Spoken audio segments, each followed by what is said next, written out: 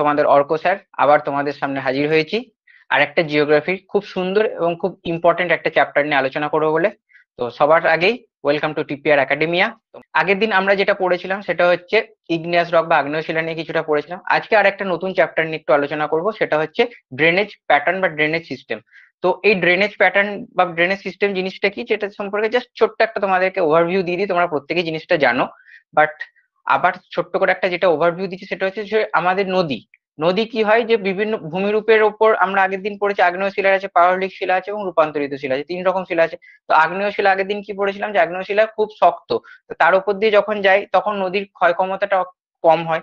কিন্তু পাললিক শিলার উপর দিয়ে যখন যায়, পাললিক শিলা যেহেতু নরম, তার নদীর ক্ষয় ক্ষমতাটা অনেক বেশি হয়। এইভাবে বিভিন্ন শিলার যে বিন্যাস এবং তার সাথে বিভিন্ন ভূমি রূপের যে গঠন, তার উপর ভিত্তি করে বিভিন্ন ধরনের নদীর ব্যবস্থা বা নদীর সিস্টেম দেখতে পাওয়া যায়, যেটাকে আমরা ড্রেনেজ সিস্টেম বলি।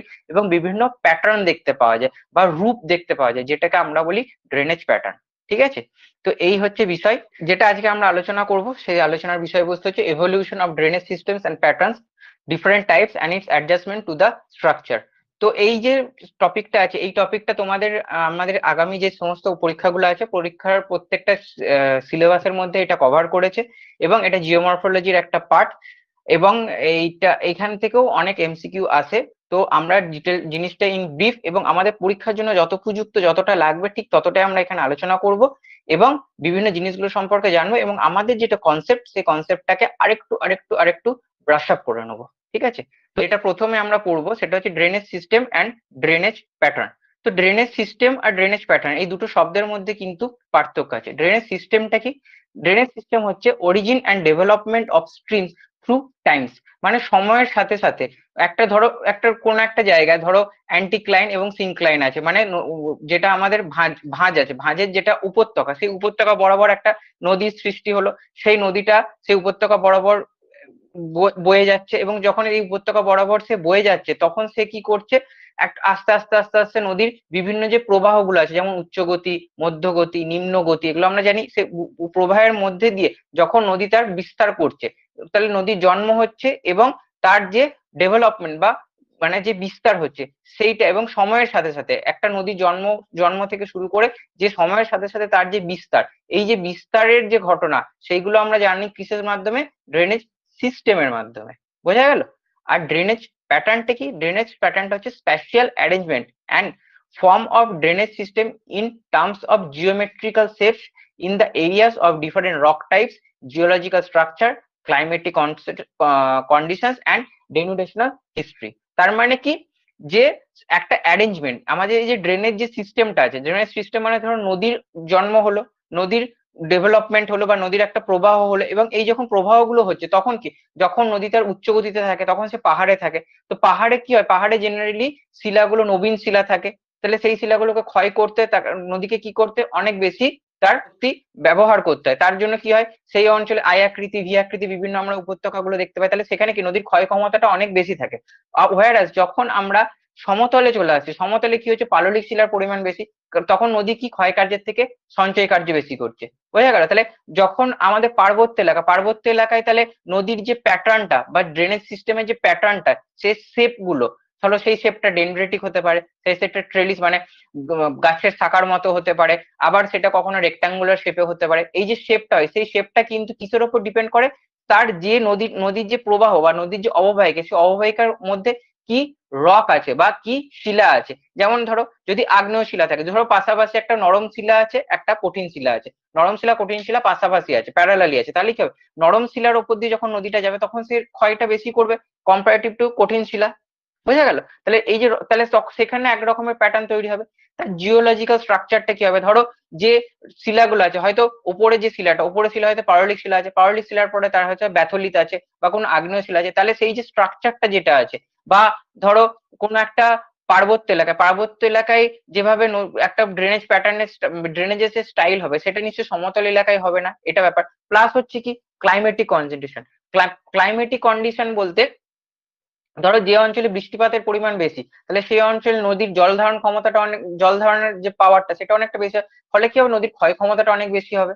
আবার যদি ধরো যে অঞ্চলে বৃষ্টির পরিমাণটা কম, তাহলে সেখানে নদীর জলের সরবরাহটা কম, তাহলে যেহেতু জলের সরবরাহটা কম হবে তাহলে ক্ষয় ক্ষমতাটা কম হয়, তাহলে সেইখানে ড্রেনেজের যে প্যাটার্নটা সেটা আরেক রকম হবে। আরেকটা কি, তার ডেনুডেশনাল হিস্ট্রি, মানে নদীর যেটা গঠনের যে ইতিহাসটা, মানে নদী কোন কোন শিলার ওপর দিয়ে প্রবাহিত হচ্ছে, বা নদী যে জায়গাটা দিয়ে প্রবাহিত হচ্ছে, মানে অববাহিকার মধ্যে দিয়ে প্রবাহিত হচ্ছে, সেই অববাহিকাটার নিচে কি কি ধরনের শিলা আছে বা তার স্ট্র্যাটাটা কি, সেইটার ওপর বেস করেও কিন্তু ড্রেনেজ প্যাটার্নটা তৈরি হয়। তাহলে ড্রেনেজ সিস্টেম আর ড্রেনেজ প্যাটার্নের মধ্যে পার্থক্যটা আশা করি তোমাদেরকে বোঝাতে পারলাম। তাই ড্রেনেজ সিস্টেম মানে কি, কোনো একটা নদীর জন্ম, এবং কিভাবে তার জন্ম হচ্ছে, এবং কিভাবে সে তার ডেভেলপমেন্ট করছে, মানে তার উচ্চ গতি, নিম্ন গতি, এবং বা সে হয়তো মানে সে হয়তো মানে তোমার কি প্রবাহের মধ্যে দিয়ে যাচ্ছে, তার এই এই যে জিনিসগুলো, সেগুলো হচ্ছে তোমার ড্রেনেজ সিস্টেম। আর ড্রেনেজ প্যাটার্নটা কি, তার যে আমার জিওমেট্রিক্যাল যে শেপ থাকে, মানে হচ্ছে যে বিভিন্ন তার তার যে অববাহিকা, সেই অববাহিকার তলাতে কি কি ধরনের শিলা আছে, সেই জিওলজিক্যাল তার স্ট্রাকচারটা কি, সেই নদীটা কোন ক্লাইমেটিক কন্ডিশন অবস্থিত, এর ওপর ভিত্তি করে যে একটা রেখা দেখতে পাওয়া যায়, বা তুমি যদি ওপর থেকে দেখো বা অনেক দূর থেকে দেখো, তাহলে একটা নদীর প্যাটার্ন তৈরি হয়। হয়তো সেটা হতে পারে চৌকো, হয়তো সেটা হতে পারে ত্রিভুজাকৃতি, হয়তো সেটা হতে পারে বৃক্ষের মতো। এই যে বিভিন্ন প্যাটার্ন তৈরি হচ্ছে, তার শিলার গঠন বা তার যেটা নদীর চারিত্রিক গঠন, তার উপর বেস করে যে প্যাটার্ন গুলো নদী তৈরি হয়েছে, সেটাকে আমরা বলছি ড্রেনেজ প্যাটার্ন। ঠিক আছে। আচ্ছা, এটা গেল। এবার কি, ট্রাই তাহলে আমরা প্রথমে কি নিয়ে আলোচনা করবো, তাহলে আমরা প্রথমে আলোচনা করব হচ্ছে আমার ড্রেনেজ সিস্টেম নিয়ে। ড্রেনেজ সিস্টেমটাকে প্রধানত দুটো ভাগে ভাগ করা হয়, একটা হচ্ছে সিকুয়েন্ট ড্রেনেজ সিস্টেম, আর একটা হচ্ছে ইনসিকুয়েন্ট ড্রেনেজ সিস্টেম।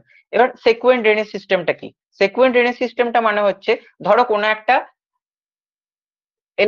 একটা ধরো এলাকা আছে, সেই এলাকায় কি হয়তো জেনারেলি যেদিকে স্লোপ আছে বা যেদিকে ঢাল আছে, সেই ঢাল বরাবর যখন নদীটা নেমে আসছে, মানে যে ভূপৃষ্ঠ, যে ভূপৃষ্ঠের যে ঢাল, ভূপৃষ্ঠের ঢাল অনুযায়ী যখন নদী প্রবাহিত হচ্ছে, তখন সেটাকে আমরা বলি সেকুয়েন্ট ড্রেনেজ সিস্টেম। আর ইনসিকুয়েন্ট ড্রেনেজ সিস্টেমটা কি, ইনসিকুয়েন্ট ড্রেনেজ সিস্টেমটা হচ্ছে যে ভূপৃষ্ঠের যে স্লোপটা যেদিকে, ধরো কোন একটা পার্বত্য অঞ্চলে, যে পার্বত্য অঞ্চলের স্লোপটা হয়তো পূর্ব থেকে পশ্চিম দিকে, কিন্তু সেখানে হয়তো নদীর যেটা প্রবাহ পথ বা নদীর যেটা গতিপথ, সেই নদীর গতিপথটা হয়তো দেখা গেছে উত্তর থেকে দক্ষিণ দিকে, মানে যেটা ইন জেনারেল যে স্লোপিং প্যাটার্ন আছে, যে যে ল্যান্ডফর্মটা বা যে ল্যান্ডমাসটার যে স্লোপিং প্যাটার্ন আছে, সেই স্লোপিং প্যাটার্নের বিপরীত দিকে বা যে স্লোপিং প্যাটার্নের উল্টো দিকে যে ড্রেনেজ সিস্টেম গুলো তৈরি হয়ে ওঠে, সেগুলোকে আমরা বলি ইনসিকুয়েন্ট ড্রেনেজ সিস্টেম। তাহলে সিকুয়েন্টটা কি, যে স্লোপিং প্যাটার্ন যেদিকে থাকে, একটা ল্যান্ডমাস বা একটা ল্যান্ডের যে স্লোপিং প্যাটার্ন যেদিকে থাকে, সেই প্যাটার্নের উপর ডিপেন্ড, মানে সেই দিকেই যখন একটা ড্রেনেজ সিস্টেম তৈরি হয়ে ওঠে, সেটাকে আমরা বলি সিকুয়েন্ট।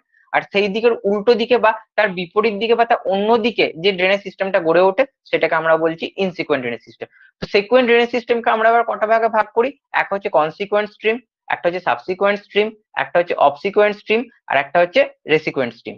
ঠিক আছে। তো consequent stream, subsequent stream, obsequent stream আর রেসিকুয়েন্ট স্ট্রিম, এই চারটে স্ট্রিম নিয়ে আমরা প্রথমে একটু আলোচনা করে নিই।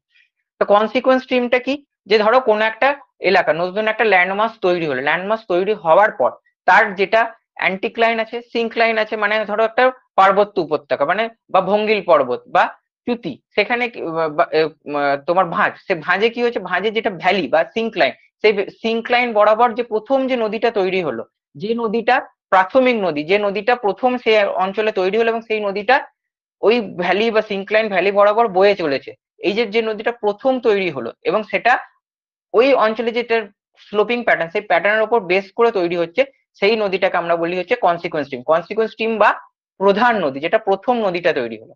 এবার কি, কনসিকুয়েন্স স্ট্রিম তৈরি হয়ে গেল, এবার কনসিকুয়েন্স স্ট্রিম যখন তৈরি হয়ে গেল, তার সে তো একটা ভ্যালি বরাবর যাচ্ছে, কিন্তু ভ্যালির চারদিকে যে রিজ গুলো তৈরি হচ্ছে বা অ্যান্টিক্লাইন গুলো তৈরি হয়ে যাচ্ছে, সেই রিজ বরাবর কিছু নদী আবার নেমে আসবে, এবং সেই নদীগুলি যখন নেমে এসে কি করবে, আমার কনসিকুয়েন্ট নদীর সাথে মিশ্রিত হবে, তখন সেই নদীগুলোকে আমরা বলবো কি, সাবসিকুয়েন্ট নদী, সাবসিকুয়েন্ট নদী বা শাখা নদী। বোঝা গেল, বা উপনদী যেটা আমরা বলি। আরেকটা কি আছে, অবসিকুয়েন্ট স্ট্রিম। অবসিকুয়েন্ট স্ট্রিম, কনসিকুয়েন্ট আর কনসিকুয়েন্ট স্ট্রিমের উল্টো হচ্ছে অবসিকুয়েন্ট স্ট্রিম, মানে কোনো একটা অঞ্চলে কনসিকুয়েন্ট স্ট্রিম যে গতিপথে প্রবাহিত হচ্ছে, ঠিক তার উল্টো গতিপথে যদি কোনো স্ট্রিম প্রবাহিত হয়, তাহলে সেটাকে আমরা বলবো অবসিকুয়েন্ট স্ট্রিম। ঠিক আছে। আর রেসিকুয়েন্ট স্ট্রিম মানে কি, রেসিকুয়েন্ট স্ট্রিম মানে হচ্ছে, রেসিকুয়েন্ট স্ট্রিম হচ্ছে এক ধরনের সাবসিকুয়েন্ট স্ট্রিম। সাবসিকুয়েন্স স্ট্রিম গুলো কি হচ্ছে, যে রিজ বরাবর এসে কনসিকুয়েন্স স্ট্রিমের সাথে মিলছে, কিন্তু রেসিকুয়েন্স স্ট্রিম কি, কনসিকুয়েন্স স্ট্রিম ধরো যেদিকে প্রবাহিত হচ্ছে, কনসিকুয়েন্স স্ট্রিম প্রবাহিতের পরে পরবর্তীকালে আবার হয়তো কোনো একটা সাবসিকুয়েন্স স্ট্রিম তৈরি হলো, যে সাবসিকুয়েন্স স্ট্রিম কনসিকুয়েন্স স্ট্রিমের দিক যেদিকে প্রবাহিত হচ্ছে সেই দিক বরাবরই প্রবাহিত হচ্ছে, সেটা হয়ে গেল আমার রেসিকুয়েন্স স্ট্রিম। তাহলে আরেকবার বলে দিই, কনসিকুয়েন্স স্ট্রিম কি, কোন একটা অঞ্চলে যখন প্রথম আমার নদীটা তৈরি হচ্ছে, যে যে নদীটা সেই অঞ্চলে যেটা ঢাল, সেই ঢাল বরাবর প্রবাহিত হচ্ছে, সেটাকে আমরা বলবো কনসিকুয়েন্স স্ট্রিম। এবার কি, কনসিকুয়েন্স স্ট্রিমে যে নদীগুলো পাশাপাশি যে পার্বত্য অঞ্চল বা রিজ থেকে এসে মিশছে, সেগুলো হয়ে গেল সাবসিকুয়েন্স স্ট্রিম। অবসিকুয়েন্স স্ট্রিমটা, কনসিকুয়েন্স স্ট্রিম যে দিক বরাবর প্রবাহিত হচ্ছে ঠিক তার উল্টো দিক বরাবর যে নদীটা প্রবাহিত হবে, সেটা হচ্ছে অবসিকুয়েন্স স্ট্রিম। আর আর রেসিকুয়েন্স স্ট্রিম কোনটা, যেটা যে কনসিকুয়েন্স স্ট্রিম তৈরি হওয়ার পর অনেক সাবসিকুয়েন্স স্ট্রিম তৈরি হচ্ছে, এরকমই কিছু সাবসিকুয়েন্স স্ট্রিম যেটা কি না কনসিকুয়েন্স স্ট্রিম যে দিক বরাবর প্রবাহিত হচ্ছে সেই দিক বরাবরই প্রবাহিত হচ্ছে, সেটা হচ্ছে রেসিকুয়েন্স স্ট্রিম। এবার আমি তোমাদেরকে একটা ছোট্ট ডায়াগ্রাম দেখাচ্ছি, এই ডায়াগ্রামটা যদি তোমরা দেখো, দেখলে তোমাদের এই চারটে স্ট্রিমের সম্পর্কে ধারণাটা আরেকটু ক্লিয়ার হবে। দেখো, এই যে দেখতে পাচ্ছ এই ছবিটা, এই ছবিটাকে খুব ভালো করে দেখো। এই দেখো, এখানে দেখতে পাচ্ছ, এখানে দেওয়া আছে, দেখো প্রথমে যেটা কনসিকুয়েন্ট দেখছো, কনসিকুয়েন্স স্ট্রিম, সেটা কি আছে, courses are the direct consequences of the initial topography, মানে একটা টোপোগ্রাফি যখন তৈরি হলো তখন টোপোগ্রাফি যেদিকে ঢাল, সেই ঢাল বরাবর দেখো চলে আসছে আমার কনসিকুয়েন্স স্ট্রিম। এক মিনিট দেখো, আমি তোমাদেরকে এটাকে আন্ডারলাইন করে দেখাচ্ছি। দেখো, এই দেখো, এটা হচ্ছে আমার কনসিকুয়েন্স স্ট্রিম, বোঝা গেল? এবার কি, সাবসিকুয়েন্ট স্ট্রিম, এই দেখো subsequent develop after the master consequent develop হওয়ার পরে পরবর্তীকালে যে নদীগুলো তার রিজ বরাবর আসছে এবং এসে এই যে আমার কনসিকুয়েন্ট স্ট্রিমের সাথে মিশছে, এটাকে আমরা কি বলছি, সাবসিকুয়েন্ট স্ট্রিম। এবার অবসিকুয়েন্ট স্ট্রিম দেখো, কনসিকুয়েন্ট স্ট্রিমের ডিরেকশন হচ্ছে তোমার এইদিকে, তাই তো? কনসিকুয়েন্ট স্ট্রিমের যদি ডিরেকশন এইদিকে হয়, তাহলে দেখো অবসিকুয়েন্ট স্ট্রিমের ডিরেকশন হচ্ছে এইদিকে। মানে কি, কনসিকুয়েন্স স্ট্রিম যেদিকে যাচ্ছে ঠিক তার উল্টো দিক দিয়ে আসছে হচ্ছে আমার অবসিকুয়েন্স স্ট্রিম। ঠিক আছে, আরেকটা কি আছে, আরেকটা হচ্ছে তোমার রেসিকুয়েন্স স্ট্রিম। রেসিকুয়েন্স স্ট্রিমটা দেখো, দেখো এদিকে আসছে, এটা হচ্ছে রেসিকুয়েন্স স্ট্রিম। তার মানে রেসিকুয়েন্স স্ট্রিমটা কি, কনসিকুয়েন্স স্ট্রিম যেদিকে প্রবাহিত হচ্ছে সেই বরাবরই রেসিকুয়েন্স স্ট্রিম এসে প্রবাহিত হচ্ছে। বুঝতে পারছো? এই হচ্ছে চারটে স্ট্রিমের ধারণা। এখানে আরেকটা জিনিস দেখার আছে, সেটা হচ্ছে আমার ইনভার্সন অফ রিলিফ। ঠিক আছে, ইনভার্সন অফ রিলিফ মানে কি, বৈপরীত্য ভূমিরূপ। দেখো ছবিটা যদি তোমরা ভালো করে দেখো, এখানে ইনভার্সন অফ রিলিফ নিয়ে কিন্তু অনেক কোশ্চেন আছে, সেই জন্য আমি ইনভার্সন অফ রিলিফটাকে একটু আলাদাভাবে তোমাদেরকে পড়ানোর চেষ্টা করছি। এবারে সেটা ভালো করে দেখো, এখানে কি হচ্ছে, আমরা জেনারেলি কি দেখি, যে সিঙ্কলাইন, এই দেখো, যদি এই জায়গাটা ভালো করে দেখো, তাহলে এই জায়গাটা ভালো করে দেখলেই তোমরা বুঝতে পারবে। এটা দেখো, এখানে দেখো, যে সিঙ্কলাইন দেখছো, সিঙ্কলাইন, এটা সিঙ্কলাইন আর আমার এটা অ্যান্টিক্লাইন। অ্যান্টিক্লাইন মানে কি আমরা জানি যেটা হচ্ছে রিজ, তাই তো?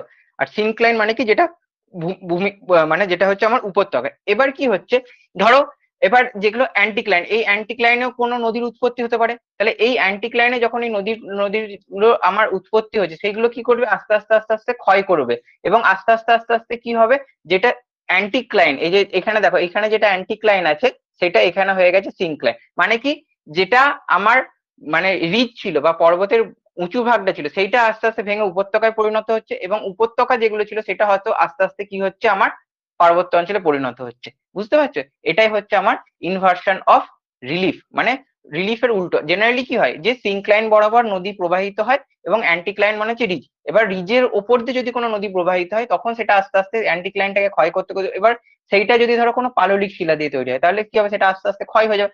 আস্তে আস্তে ক্ষয় হতে হতে হতে অ্যান্টিক্লাইন যখন সিঙ্কলাইনে পরিণত হয়ে যাবে, তখন সেটা কি হবে, আফটার অল্টারেশন, এখানে দেখো আমি লিখেও দিয়েছি যে আফটার অল্টারেশন, অল্টারেশনের পরে যখন সে আবার চেঞ্জ হবে, তখন কি হলো, তার ইনভার্সন অফ রিলিফ, মানে রিলিফটাই আমার চেঞ্জ হয়ে গেল, অ্যান্টিক্লাইন হয়ে গেল সিঙ্কলাইন, সিঙ্কলাইন হয়ে গেল অ্যান্টিক্লাইন। তো ইনভার্সন অফ রিলিফটা একটু মনে রাখবে। এবার দেখো, এবার কি, টাইপস অফ ড্রেনেজ সিস্টেমের মধ্যে এবার যেটা 2 নম্বর পড়েছিলাম যে ইনসিকুয়েন্ট ড্রেনেজ সিস্টেম, তাহলে আমার সেকুয়েন্ট ড্রেনেজ সিস্টেমটা হয়ে গেল। এবার ইনসিকুয়েন্ট ড্রেনেজ সিস্টেম আসছি। ইনসিকুয়েন্ট ড্রেনেজ সিস্টেমটার মধ্যে দুটো ভাগ আছে, এক হচ্ছে অ্যান্টিসিডেন্ট ড্রেনেজ সিস্টেম আর একটা হচ্ছে সুপার ইম্পোজ ড্রেনেজ সিস্টেম। তো অ্যান্টিসিডেন্ট ড্রেনেজ সিস্টেমটা কি, যে অ্যান্টিসিডেন্ট ড্রেনেজ সিস্টেম হচ্ছে যে which originated prior to the upliftment of the land surface and able to maintain its course even after land upliftment, as for example Ganges, Indus, Brahmaputra river. এবার দেখো, এখানে তুমি জিনিসটা যদি একটু ভালো করে বোঝার চেষ্টা করো, তাহলে আমি তোমাকে জিনিসটা বোঝাচ্ছি। ধরো হিমালয়, আমাদের হিমালয় মাউন্টেন আছে, এই হিমালয় মাউন্টেন কি আমরা জানি কি সেটা কিন্তু এখনো ক্রমবর্ধমান, মানে এখনো কিন্তু হিমালয় মাউন্টেনের হাইটটা বাড়ছে। তাহলে কি হচ্ছে, এই যে সিন্ধু বা গঙ্গা বা স্পেশালি ব্রহ্মপুত্র, এই যে নদীগুলো আছে, এই নদীগুলো কি হচ্ছে, একটা তাদের একটা নদী অববাহিকা আছে বা একটা তাদের কোর্স কোর্স আছে, মানে যে একটা পথ আছে, নদী পথ আছে, সেই পথ বরাবরই তারা প্রবাহিত হচ্ছে। এবার কি হচ্ছে, আপলিপমেন্ট হচ্ছে, জায়গাটা হয়তো যে আমাদের ভূমিভাগটা, যে ভূমিভাগটা কি উঠছে, কিন্তু তা সত্ত্বেও সে তার যেটা নদী পথ, সেই পথটাই বজায় করে রেখেছে। এবার এটা কিভাবে করতে পারছে, ধরো যে রেট অফ আপলিপমেন্টের থেকে তার রেট অফ ইরোশন, মানে যে নদী ভূমিভাগ যতটা উঠছে তার থেকে বেশি যদি তার ক্ষয় ক্ষমতা থাকে, তাহলে সে কি করবে, সে নিজের জায়গাটা রেখে দিচ্ছে। মানে ল্যান্ডফর্ম রিজুভিনেট হচ্ছে, ল্যান্ডফর্ম চেঞ্জ হচ্ছে, ল্যান্ডফর্ম আপলিফ্ট হচ্ছে, কিন্তু তা সত্ত্বেও সে তার নিজের যে পথ বা নদী পথ, সেই নদী পথটা কিন্তু কন্টিনিউ বজায় রেখেছে। এটাই হচ্ছে আমার অ্যান্টিসিডেন্ট ড্রেনেজ সিস্টেম। এবার এটা হিমালয়ান যেটা ড্রেনেজ সিস্টেম, সেটা যদি তুমি খুব ভালো করে বোঝো, তুমি ভালো করে দেখলে তুমি এটাই বুঝতে পারো। গঙ্গা বা ব্রহ্মপুত্র, প্রত্যেকটা নদী কি, প্রত্যেকটা নদী যে পথ দিয়ে প্রবাহিত হচ্ছে, ল্যান্ডফর্মে এত আপলিপমেন্ট হচ্ছে। আমরা কিন্তু জানি যে হিমালয় পর্বত এখনো তার উচ্চতা বাড়ছে, মাউন্ট এভারেস্টের কিন্তু উচ্চতা আবার আরো বাড়ছে, কিন্তু তা সত্ত্বেও কিন্তু তারা তাদের যে গতিপথ, সেই গতিপথটাকে বজায় রেখেছে। সেটা কিভাবে রাখছে, তাদের ক্ষয় ক্ষমতাটা বাড়িয়ে দিচ্ছে। মানে বাড়িয়ে হোক বা যেভাবেই হোক, সে তার ক্ষমতা, মানে তার ড্রেনেজ সিস্টেম, মানে তার যে নদী পথ, সেই পথটাকে কিন্তু বজায় রাখছে। বোঝা গেল? আরেকটা কি, আরেকটা হচ্ছে তোমার super impose drainage system. Super impose drainage সিস্টেমটা কি, stream flowing in a different geological structure able to maintain its course even after geological structure changes। কি না, ধরো সুপার ইম্পোজ, এই যে সুপার ইম্পোজ কথাটার মানে হচ্ছে যে ছাপ ছেড়ে যাওয়া, যেটা বলে, মানে একটা জিনিস আছে, জিনিসের উপর আরেকটা জিনিসের যেটা যদি আমরা ছাপ দিই, তাহলে সেটাকে আমরা ইংরেজিতে বলি সুপার ইম্পোজ করা। ইম্পোজ করা বা সুপার ইম্পোজ করা। সেরকম ভাবে ধরো কোন একটা নদী, যে তার নদী যে অববাহিকাটা বা নদী গর্ভটা, যে নদী গর্ভটা ধরো কোন একটা পাললিক শিলা দিয়ে তৈরি, ঠিক আছে। এবার নদীটা কি করছে, সেই তার নদী গর্ভটাকে ক্ষয় করতে করতে ক্ষয় করতে করতে ক্ষয় করতে করতে তার পাললিক শিলাটা ক্ষয় করে দিচ্ছে। এবার পাললিক শিলাটা ক্ষয় করার পরে দেখা গেল তার নিচে কোনো একটা আগ্নেয় শিলা আছে বা অন্য কোনো জিওলজিক্যাল স্ট্রাকচারের কোনো একটা পাললিক শিলা আছে, ঠিক আছে। তখন কি হচ্ছে, নদীটা তার মানে তার যে ক্ষয় ক্ষমতা, যদি নরম পাললিক শিলা থাকে, তাকে ক্ষয় করতে নদীটার যে যে পরিমাণ ক্ষয় ক্ষমতার যে কার্য, মানে ক্ষয় কার্যটা যা পরিমাণ ছিল, তার থেকে তাকে যখন নতুন যে স্ট্রাকচারটা এলো, সেখানে যদি শিলাটা কঠিন হয়, তাহলে তাকে ক্ষয় ক্ষমতাটা বাড়াতে হচ্ছে। এবং এইটা করেও যখন সে নিজের ড্রেনেজ সিস্টেমটা, মানে able to maintain it course even after geological structure change, মানে জিওলজিক্যাল স্ট্রাকচারটা চেঞ্জ হওয়া সত্ত্বেও সে সেই জায়গা দিয়েই বা সেই নদী পথ দিয়েই প্রবাহিত হচ্ছে, তখন সেটা হয়ে গেল আমার সুপার ইম্পোজ ড্রেনেজ সিস্টেম। যেমন কি the Son river flowing across the খৈনুজা ridges in Rewa plateau. Rewa প্লেটুতে যেটা খৈনুজা রিজ আছে, সেখানে যখন এই যে সোন নদী, আমাদের যে সোন নদী আছে, সেই সোন নদীর যে প্রবাহটা লক্ষ্য করো, তাহলে সেখানে কিন্তু এটাই তোমরা লক্ষ্য করবে। তাহলে বোঝা গেল, তাহলে অ্যান্সিটিডেন্ট ড্রেনেজ সিস্টেমটা কি, যে নদী তার গতিপথ যখন পরিবর্তন, নদীর যে যেটা ভূমিভাগ আছে, সেই ভূমিভাগের আপলিপমেন্ট হলো, নদী তার যেটা নদীপথ বা কোর্স, সেই কোর্সটাকে যখন একইভাবে মেনটেন করে চলছে, সেটা হলো অ্যান্টিসিডেন্ট ড্রেনেজ সিস্টেম। আর যদি নদী যে গর্ভটা আছে, নদীর গর্ভটা ক্ষয় হতে হতে যদি এক ধরনের শিলা থেকে আরেক ধরনের শিলা চলে আসে, বা তার যদি নদী গর্ভের জিওলজিক্যাল স্ট্রাকচারটা চেঞ্জ হওয়ার পরেও যদি সে তার সেই কোর্সটাকে মেনটেন করে চলছে, তখন সেটা হয়ে গেল সুপার ইম্পোজ ড্রেনেজ সিস্টেম। ঠিক আছে, ঠিক আছে। এবার দেখো এই যে ছবিটা আছে, এই ছবিটা যদি একটু তোমরা খুব ভালো করে লক্ষ্য করো, এই ছবিটা ভালো করে লক্ষ্য করলেই বুঝতে পারবে। দেখো এই যে আমি হিমালয়ান ড্রেনেজ সিস্টেমটাকে দেখিয়েছি, তুমি যদি ভালো করে দেখো, এই দেখো ব্রহ্মপুত্র যেটা আছে, ব্রহ্মপুত্র বলো বা গঙ্গা বলো, এটা কিন্তু গঙ্গার যে উৎপত্তিটা, সেটা কোন জায়গাতে হচ্ছে, গ্রেটার হিমালয়, ওই লেসার হিমালয় বা শিবালিক অঞ্চলে। তাহলে শিবালিক বা লেসার হিমালয় হচ্ছে সব হিমালয়ের সব থেকে নবীন অংশ। এই নবীন অংশ কি হচ্ছে, ক্রমবর্ধমান, এখানে কিন্তু ক্রমশ এর হাইট বাড়ছে। তা সত্ত্বেও গঙ্গা তার যে গতিপথ বা গতি প্রবাহ বা তার যে কোর্স, সেই বরাবরই কিন্তু বয়ে আসছে। তাহলে কি গঙ্গা বা ব্রহ্মপুত্র যদি দেখো, তো ব্রহ্মপুত্র কিন্তু আমার গ্রেটার হিমালয়, লেসার হিমালয় এবং শিবালিক, এগুলোকে ভেদ করে এবং ভেদ করে, এবং দেখো এই যে ব্রহ্মপুত্রের যে জায়গায় এই যে কাটিংটা দেখতে পাচ্ছ একদম ডান দিকে যেখানটা রয়েছে, সেখানে সে কিন্তু নদী মানে হিমালয়কে পুরো কেটে এইদিকে বেরিয়ে এসছে, এবং ফলে কি সে তার অ্যান্টিসিডেন্ট, সে তার গতিপথটা যদিও হিমালয় বাড়ছে, কিন্তু তার সাথে এই নদীগুলো তার নিজের গতিপথটাকে সেম ভাবেই বজায় রেখেছে। ঠিক আছে, এটা হলো তোমার অ্যান্টিসিডেন্ট ড্রেনেজ সিস্টেম, যেটা আমি তোমাকে বললাম, সেটা একটা গ্রাফিক্যাল রিপ্রেজেন্টেশন দিলাম। এবার দেখো এখানে সুপার ইম্পোজ যেটা আছে, সেটাও দেখো এখানে খুব ভালো করে, এটা যদি একটু বড় করে দিই, বড় করলে তুমি দেখতে পাবে, এটা হচ্ছে তোমার প্রথমটা যেটা অ্যান্টিসিডেন্ট, এবার এই দেখো অ্যান্টিসিডেন্ট ড্রেনেজে দেখো, এখানে দেখো তুমি যদি শিলা মানে ছবিটা দেখো, ছবিটা দেখলে বুঝতে পারো, দেখো বিভিন্ন ধরনের শিলা আছে, সেগুলো বিভিন্ন রকম কালার দিয়ে ডিনোট করেছে, প্রথমটা ডট, তারপর ওটা ড্যাশ, তারপরটা আবার ডট। তাহলে কি হচ্ছে, এই যে প্রথমে ধরো শিলা যেটা আছে সেই শিলাটার এক ধরনের প্যাটার্ন আছে বা জিওলজিক্যাল স্ট্রাকচার আছে, তারপরের লেয়ারে যে শিলাটা আছে তার এক ধরনের জিওলজিক্যাল স্ট্রাকচার আছে। তা সত্ত্বেও কি হচ্ছে, ওই নদীটা কি হচ্ছে, স্ট্রাকচার জিওলজিক্যাল স্ট্রাকচার চেঞ্জ হলো, সে তার কোর্স বা সে তার গতিপথটার কিন্তু কোনো পরিবর্তন করেনি, সে তার ক্ষয় ক্ষমতা বাড়িয়ে কি করছে, সেই জায়গাতেই থেকে যাচ্ছে। তাহলে সেটা হয়ে গেল আমার সুপার ইম্পোস্ট। বোঝা গেল? আচ্ছা, এবার দেখো, এবার আসছি তাহলে আমার ড্রেনেজ সিস্টেম সম্পর্কে আইডিয়া হয়ে গেল। তাহলে আমরা ড্রেনেজ সিস্টেম সম্পর্কে জানতে পারলাম, ড্রেনেজ সিস্টেমটা কি, ড্রেনেজ নদীর যে প্রবাহটা এবং প্রবাহের যে ইতিহাসটা এবং নদী কিভাবে প্রবাহিত হচ্ছে সেটা, ঠিক আছে, সেটা অরিজিন অ্যান্ড ডেভেলপমেন্ট। তো এবং তার মধ্যে সেকুয়েন্ট আছে, আর আছে ইনসিকুয়েন্ট আছে, ইনসিকুয়েন্টের মধ্যে যেগুলো ভাগগুলো সেগুলো বললাম, আর সেকুয়েন্টের মধ্যে যেগুলো ভাগ সেগুলো বললাম। ড্রেনেজ সিস্টেমটা আশা করি তোমাদের ক্লিয়ার হয়েছে, কোথাও বুঝতে কিছু অসুবিধা হয়নি। এবার আমরা আসছি ড্রেনেজ প্যাটার্নে। ড্রেনেজ প্যাটার্নটা যেটা যেটা বলেছিলাম যে কি, যে নদী যখন প্রবাহিত হচ্ছে, নদী প্রবাহিত হওয়ার সময় তার কি বেশ কিছু ক্লাইমেটিক কন্ডিশন থাকে, সেই অঞ্চলে বৃষ্টিপাতের পরিমাণ কিরকম, বা নদী যে গর্ভটার দিয়ে নদী গর্ভের যে জিওলজিক্যাল স্ট্রাকচার, যে নদী গর্ভটা কি ধরনের শিলা দিয়ে গঠিত, প্লাস হচ্ছে কি নদীর পাশাপাশি অঞ্চলে রিজ রিজ বা নদীর পাশাপাশি অঞ্চলে যে পর্বতগুলো আছে বা নদীর পাশাপাশি অঞ্চলে যে মানে উচ্চ ভূমিগুলো আছে সেইগুলো কি ধরনের শিলা দিয়ে তৈরি, তার উপর বেস করে একটা নদীর প্যাটার্ন বা ছাপ তৈরি হয়, সেইটাই হচ্ছে ড্রেনেজ প্যাটার্ন। এবার এই যে ড্রেনেজ প্যাটার্ন আছে না, এই ড্রেনেজ প্যাটার্ন গুলো কিন্তু বিভিন্ন ধরনের হয়, প্রায় 10 ধরনের আমরা ড্রেনেজ প্যাটার্ন দেখতে পাই। তার মধ্যে যেটা প্রথম ড্রেনেজ প্যাটার্ন সেটা হচ্ছে ট্রেলিস ড্রেনেজ প্যাটার্ন। এটা কি বলছে না, developed in the area of folded structure characterised by parallel anticline ridge and syncline valley.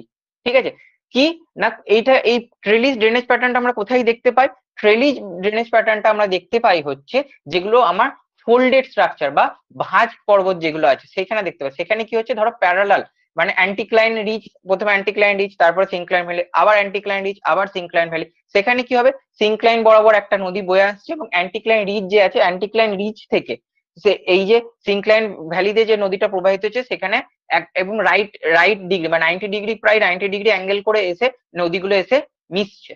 বুঝতে পারছো, যে সিনক্লাইন বরাবর, সিনক্লাইন ভ্যালি বরাবর যে আমার নদীটা যাচ্ছে এবং অ্যান্টিক্লাইন রিজ থেকে বাকি নদীগুলো এসে সিনক্লাইন ভ্যালি যে মেন নদী বা কনসিকুয়েন্ট রিভারের সাথে, কনসিকুয়েন্ট রিভার সাবসিকুয়েন্ট রিভার একটু আগে বোঝালাম, সেই কনসিকুয়েন্ট রিভার যদি আমি সিনক্লাইন ভ্যালি বরাবর বয়ে যাচ্ছে এবং যে সাবসিকুয়েন্ট রিভার গুলো আছে সেগুলো প্রায় 90 ডিগ্রি অ্যাঙ্গেল করে এসে আমার মিলছে যে প্যাটার্নে, এবং হয়ে যে প্যাটার্নটা তৈরি হচ্ছে সেই প্যাটার্নটাকে আমরা বলি ট্রেলিস ড্রেনেজ প্যাটার্ন। ঠিক আছে, আমি তোমাকে জিনিসগুলো ডিসকাস করেছি, লাস্টে আমরা ছবি দেখেও জিনিসগুলোকে আরেকবার ভালো করে বুঝে নেবো।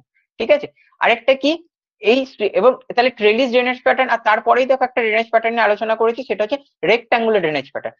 এই সেম জিনিসটাই, সেম প্যাটার্নটাই যখন আমরা কোনো ফল্ট স্ট্রাকচারের উপর বা কোনো ভাঁজযুক্ত এলাকার উপর যখন আমরা দেখতে পাবো তখন সেটাকে আমরা বলবো rectangular drainage pattern. Trellis drainage প্যাটার্নের ক্ষেত্রে কি হচ্ছে, ট্রেলিস ড্রেনেজ প্যাটার্নে হচ্ছে যে যেটা বললাম যে রাইট অ্যাঙ্গেলে এসে মিশছে, অনেক সময় রাইট অ্যাঙ্গেল নাও হতে পারে, কারণ কি এটা ভাঁজ এলাকা, ভাঁজ এলাকাতে কি, ভাঁজ এলাকায় নদীর কি হয়, যে নদী মানে যেটা ভূপৃষ্ঠ বা শিলা, সেই শিলা অনেক নরম হয়, নরম হয় বলেই শিলাটা ভাঁজ খাচ্ছে, সেই জন্য কি হয় বিভিন্ন অ্যাঙ্গেলে এসে মিশছে। কিন্তু রেক্টাঙ্গুলার ড্রেনেজ প্যাটার্নে কি হয়, রেক্টাঙ্গুলার মানে একদম কিন্তু কোনো রাইট অ্যাঙ্গেল বা রেক্টাঙ্গেলের মতো একটা শেপ নিয়ে তৈরি হয়, কারণ কি এটা ফল্ট এরিয়ার উপর, ফল্ট এরিয়াকে ফাটল গুলো বরাবর দেখবে, ফল্টের যে ফাটল গুলো থাকে সেই ফাটল গুলো একদম লম্বা লম্বি হয় এবং এই ফাটল বরাবরই নদীগুলো বয়ে আসছে এবং বয়ে এসে রেক্টাঙ্গুলার ড্রেনেজ প্যাটার্নটা তৈরি করছে। এখানে মনে রাখবে ট্রেলিস ড্রেনেজ প্যাটার্ন আর রেক্টাঙ্গুলার ড্রেনেজ প্যাটার্ন কিন্তু মোরলেস সেম, কিন্তু ট্রেলিস আর রেক্টাঙ্গুলার ড্রেনেজ প্যাটার্নের মধ্যে একটা ছোট্ট পার্থক্য আছে। সেই পার্থক্যটা কি, সেটা হচ্ছে ট্রেলিস ড্রেনেজ প্যাটার্নের স্ট্রিম যেটা সাবসিকুয়েন্ট স্ট্রিম, সেটা কনসিকুয়েন্স যেটা স্ট্রিম আছে সেই স্ট্রিমের সাথে এসে যখন মিশছে সেখানে কিন্তু তাদের মধ্যে যে সাবসিকুয়েন্ট স্ট্রিম আর মানে অনেক কটা ধর 4-5টা সাবসিকুয়েন্ট স্ট্রিম পর পর এসে মিশছে কনসিকুয়েন্ট স্ট্রিমে, এই সাবসিকুয়েন্ট স্ট্রিম গুলোর মধ্যে যে স্পেসটা, সেই স্পেসটা অনেক কম হয়।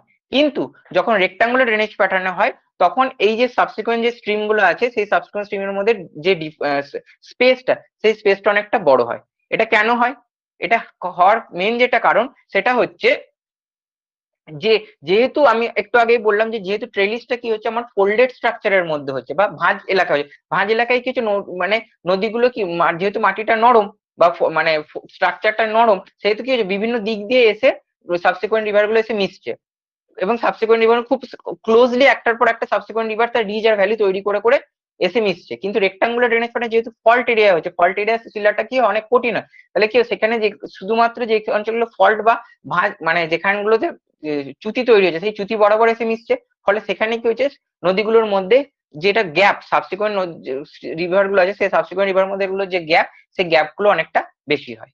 এটা হচ্ছে ট্রেলিস প্যাটার্ন আর রেক্টাঙ্গুলার ড্রেনেজ প্যাটার্ন।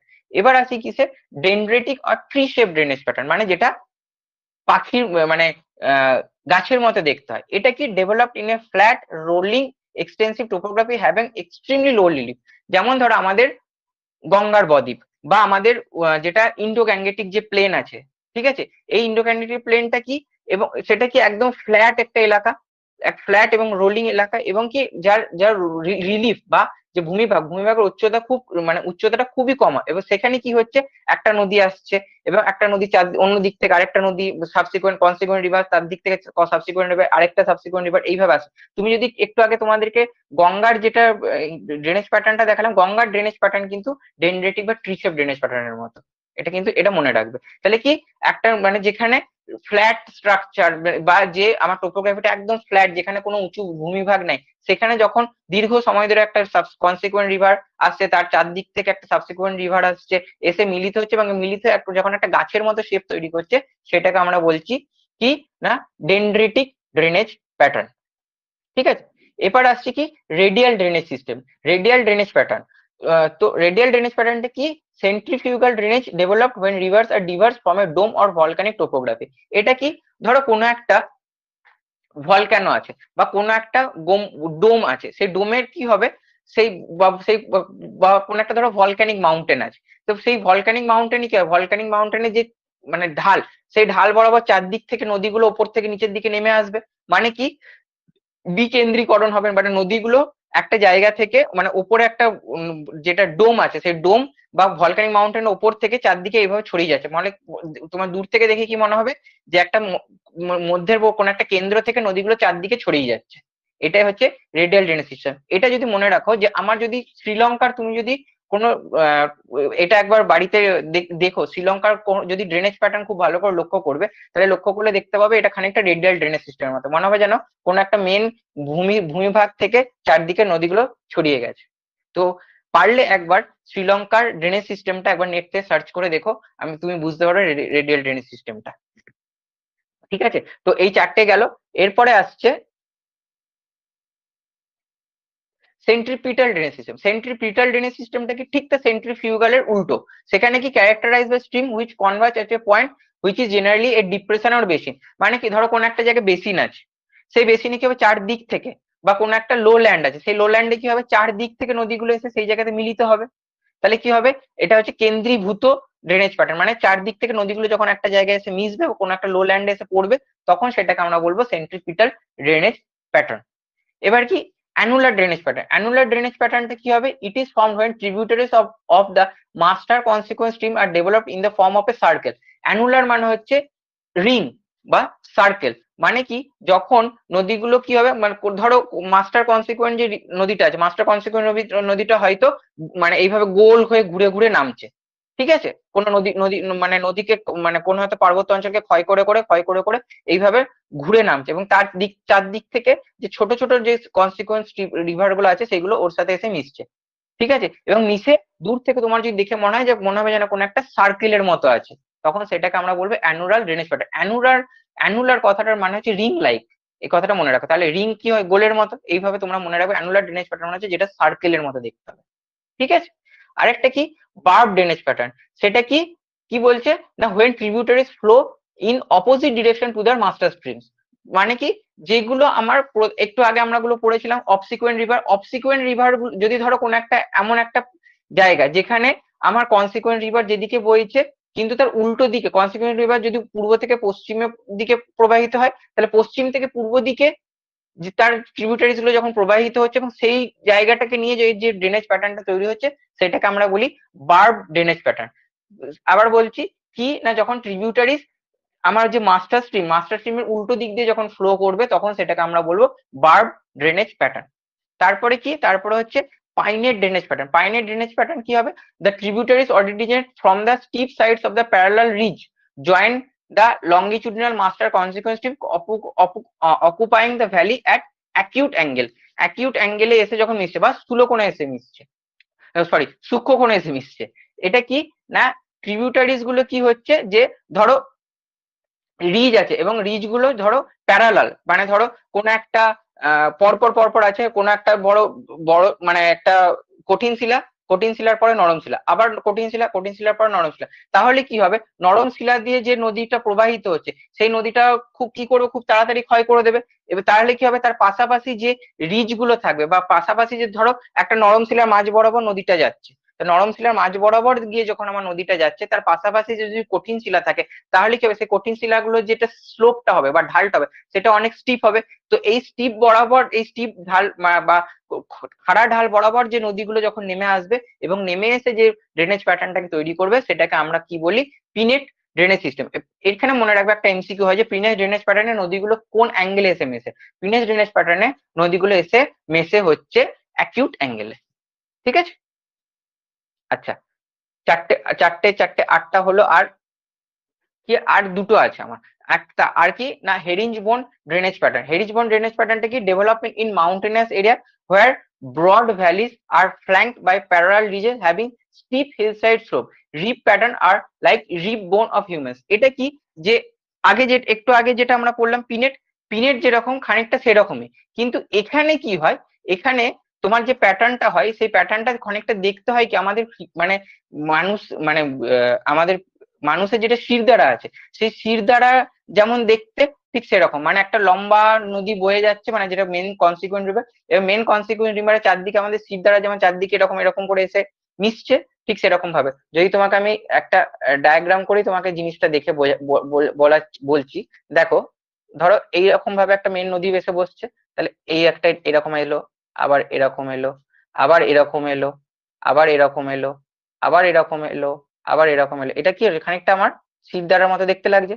তো এই রকম যখন প্যাটার্নটা থাকছে, এই প্যাটার্নটাকে আমরা কি বলছি, এই প্যাটার্নটাকে আমরা বলছি হিরেঞ্জ বোন ড্রেনেজ সিস্টেম। এই যে বোন কথাটা আছে এটা মনে রাখবে যে রিপ বোন অফ হিউম্যান বিং। ঠিক আছে, হোয়ার অ্যাজ যেটা আমার একটু আগে যেটা আমরা বললাম পিনেট, পিনেটটা কিরকম হবে, পিনেটটা ধরো এরকম ভাবে একটা নদী বয়ে যাচ্ছে, ঠিক আছে, যখন এইভাবে নদীগুলো বেসে স্টিপ স্লোপ থেকে হয়তো এইভাবে এসে মিশছে, বা হয়তো এইভাবে এসে মিশছে অ্যাকিউট অ্যাঙ্গেল তো, বা হয়তো এইভাবে এসে মিশছে। এবার দেখো এটা হচ্ছে পিনেট, ঠিক আছে, আর এইটা হচ্ছে এইটা হচ্ছে তোমার পিনেট, আর এইটা হচ্ছে তোমার হেরিঞ্জ বোন, মনে থাকবে। আরেকটা কি, parallel debate, parallel drainage pattern. Parallel drainage প্যাটার্নটা কি, প্যারালাল ড্রেনেজ প্যাটার্নটা হচ্ছে developed on uniformly sloping and dipping rock beds or newly emerged coastal plane.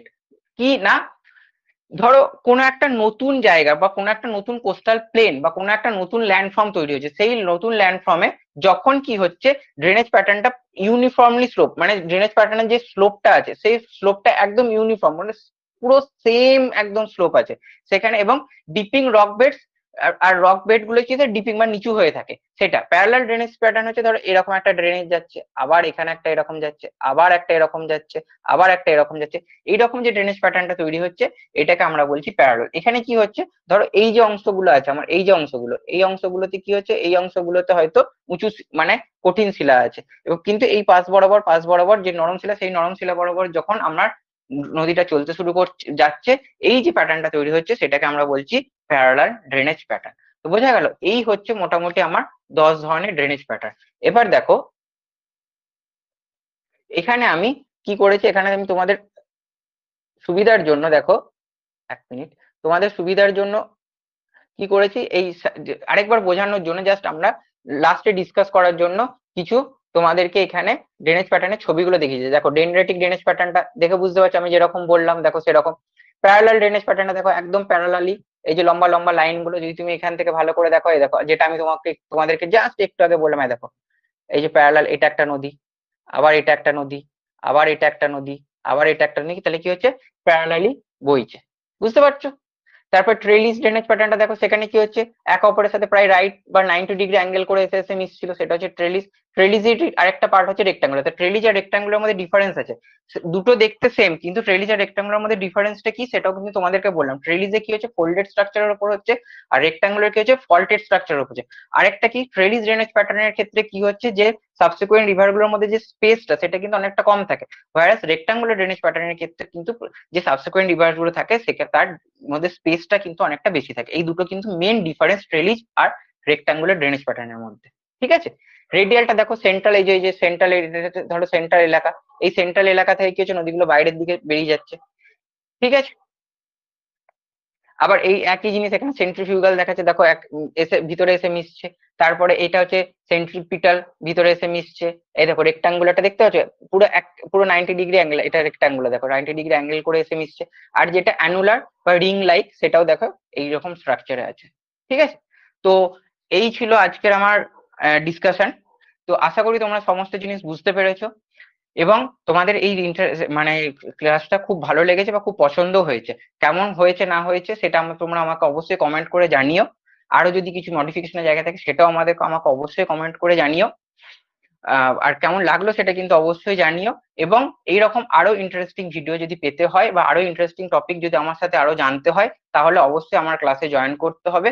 এবং এরকম ইন্টারেস্টিং, এবং এটার যে স্টাডি মেটেরিয়ালটা পাবে, এরকম ইন্টারেস্টিং স্টাডি মেটেরিয়াল পেতে গেলে আমাদের একাডেমিয়া, টিপিআর একাডেমিয়ার সাথে তাড়াতাড়ি তাড়াতাড়ি তাড়াতাড়ি যুক্ত হও।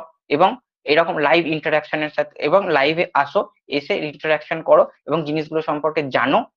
জিনিসগুলো সম্পর্কে জেনে ওই যে লাস্টে পিডিএফ আছে, ফাইনাল যখন রেজাল্ট বেরোবে, ফাইনাল রেজাল্টের পিডিএফ এ নিজের নামটাতে তুলতে হবে। যদি নিজের নামটা তুলতে হয় তাহলে ইমিডিয়েটলি আমাদের একাডেমির সাথে এই জিওগ্রাফি ক্লাসে যুক্ত হও। আপাতত আজকের জন্য টাটা।